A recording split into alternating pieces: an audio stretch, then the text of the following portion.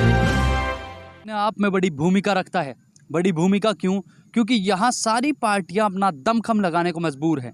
मजबूर किस लिए हैं, क्या कारण है, क्या नहीं है, सभी मुद्दे एक तरफा हैं। मुद्दे बड़े बड़े हैं, किसानों के हित में भी है और सबसे ज़्यादा इस सिटी को, इस पूरे राज्य को, हरियाणा प्रदेश को पूरे को एक ऊपर उठाने की जिद में है, जद्दोजहद में है। हर पार्टी ये दिखाना चाहती है कि अगर वो यहाँ से जीतते हैं तो वो हरियाणा में अपना परचम लहराते हैं।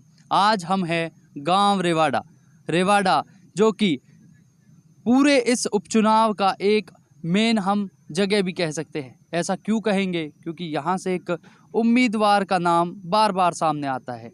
बार बार इसलिए सामने आता है क्योंकि वो अपने आप में एक सरकारी विभाग में भी हैं और बड़ा चेहरा माने जा रहे हैं। बीजेपी के कैंडिडेट हैं। बात हम सारी करेंगे। सबसे पहले हम जानते हैं इनसे कि क्या कुछ आज का प्रोग्राम है, क्या कुछ ये करने वाले हैं और क्या कुछ नहीं करने वाले। इन सब चीज़ों पर बात करेंगे। पहले मैं अपने कैमरा पर्सन को चाहूँगा कि एक बार सारी व्यवस्था दिखाए कि किस तरह आज भगवा रंग का ये टेंट लगा हुआ है।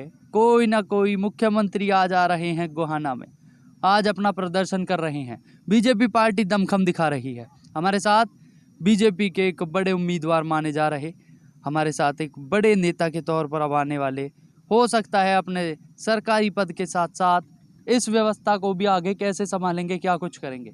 जी सर, आज आपके बड़ौदा उपचुनाव में एक बड़ा मोड़ किस तरह आने वाला है? क्या कुछ आपको लगता है कि आज जो मुख्यमंत्री की रैली होगी, आपको क्या लगता है कि लोगों की स्थिति किस तरह बदलने वाली है? कल ओपी धनखड़ की हुई, आज मुख्यमंत्री कर रहे हैं, रोड शो के तौर पर आएगा। क्या किसानों के हित में होगा, क्या नहीं होगा? बीजेपी के लिए लोगों की उम्मीदें क्या होंगी? शर्मा जी, पहले तो आपको मेरा नमस्कार और आपके चैनल को और आपके दर्शकों को जी मैं आपको बता दूं, ये जो स्थल है गांव रेवाड़ा में, ये कोई रैली नहीं है। ये गांव के लोग, गांव रेवाड़ा के लोग एक जन संदेश समारोह कर रहे हैं। भाई जनता का क्या संदेश है वो गांव रेवाड़ा के लोग बताना चाह रहे हैं। और जहाँ तक बात रही पार्टी की, हम तो सेवक हैं। कोई भी किसी भी को भी मैं अच्छा लगूंगा, मेरे काम अच्छे लगेंगे। मैं लोगों के बीच में रहता हूँ। लोगों के बीच में रहना, लोगों के काम करना, उनके काम आना मेरा शौक है। मैंने बार बार सुना है कि आपने ये दावा भी ठोका है कि आप कहीं ना कहीं 25 से 30 हज़ार वोटों के एक अपने आप में लेने का एक दमखम रखते हैं। इसमें कितनी सच्चाई है? ना, मैं इतना बड़ा आदमी नहीं हूँ। लोगों का प्यार है मेरे साथ। वो अपना कितना प्यार मेरे ऊपर उमेड़ते हैं ये वक्त बताएगा। लेकिन मुझे उन पे एतबार है और उनको मेरे पे एतबार है। आप सरकारी विभाग में एक बड़े पद पर हैं, एक वहाँ पर भी एक लीडरशिप क्वालिटी हम कहेंगे, एक एसीपी की रैंक है आपकी। उसके बाद आप यहाँ पर किस तरह अपने आप को एक नेता के तौर पर? बतौर एसीपी भी मैं एक जनसेवक हूँ। वहाँ भी मैं जनता की सेवा करता हूँ। जिसकी जो मेरे से मदद हो पाए वो करता हूँ।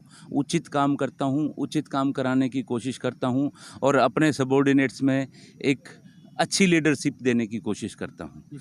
बार बार योगेश्वर दत्त का नाम आ रहा है। योगेश्वर दत्त एक किसी टाइम पे एक डीसीपी रैंक के अधिकारी भी रहे हैं। खेलों से बड़ा जो लगाव रहा है, खेलते भी हैं, देश के लिए भी पदक लिए हैं। बार बार बीजेपी में कहीं ना कहीं से उनका नाम आता है कि एक टिकट के लिए वो प्रमुख और प्रबल दावेदार हैं। इस पर आप क्या कहते हैं? योगेश्वर जी मेरे छोटे भाई हैं और वो एक बहुत बड़ी सेलिब्रिटी हैं, वर्ल्ड नोन सेलिब्रिटी हैं। वो एक बहुत बड़े ओलंपियन हैं। वो इस देश का, इस संसार का बहुत बड़ा चेहरा हैं वो। और वो बहुत ही अच्छे, सुशील और सरल स्वभाव के और बहुत ही अच्छे इंसान हैं। और बीजेपी ने उन पे भरोसा जताया, लेकिन वो मात्र कुछ वोटों से हारे। दोबारा फिर ये पार्टी ने देखना है किसको देती हैं, क्या देती हैं।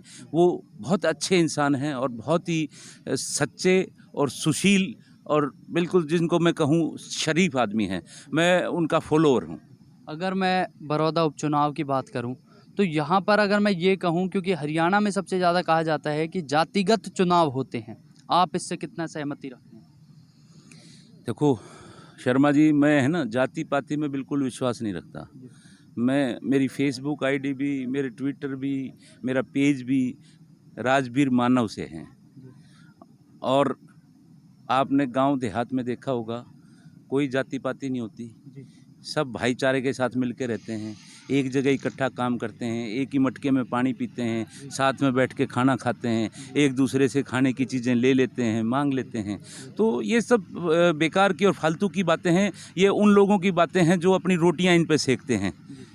बाकी सब इंसान हैं और मानवता से बड़ा कोई धर्म नहीं है और मानवता से बड़ी कोई जाति नहीं है। अगर इस चुनाव में ज़्यादा से ज़्यादा जाट कैंडिडेट होते हैं और एक तरफ कहा जा रहा है कि बीजेपी से अगर योगेश्वर दत्त का नाम आता है तो कहीं ना कहीं वोट की राजनीति जो होगी वो चोट कर जाएगी।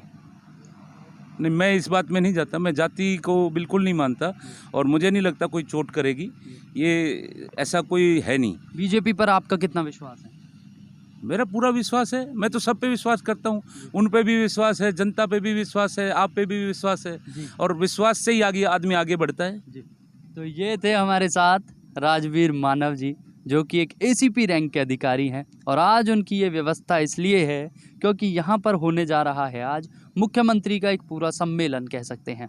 वो दौरा करेंगे, आए, हो सकता है वो किस समय आए, कैसे आए, रोड शो कहाँ से कहाँ तक हो। एक बात और भी कहेंगे जी। मैं आपको क्लियर कर दूं, जनता में गलत मैसेज ना जाए, मुख्यमंत्री जी का पहले कोई आने का एडवांस ना हमें सूचित है, ना हमने उनको कोई इनवाइट किया है। वो अगर गोहाना में होंगे और उनकी इच्छा होगी और उनके पास समय होगा तो वो आ सकते हैं। हम आपके माध्यम से भी उनसे रिक्वेस्ट करते हैं कि उनके पास अगर समय हो तो हम नज़रें बिछाए जो है उनका इंतज़ार कर रहे हैं जी। तो ये राजवीर मानव जी के और शब्द जो कि कहीं ना कहीं मुख्यमंत्री को भी ज़रूर भाएंगे। जी हाँ, अब रेवाड़ा की ये धरती है, यहाँ से ये जन्मे भी हैं, एसीपी रैंक पर हैं, चुनाव में अपना परचम लहराने को तैयार हैं। सभी पक्षों, किसी पर भी विपक्ष पर कोई तंज नहीं कसते, किसी नेता को ये बरगलाते नहीं, किसी को गलत नहीं कहते। योगेश्वर दत्त का भी इन्होंने खूब समर्थन किया, खूब सारी बातें करी। अभी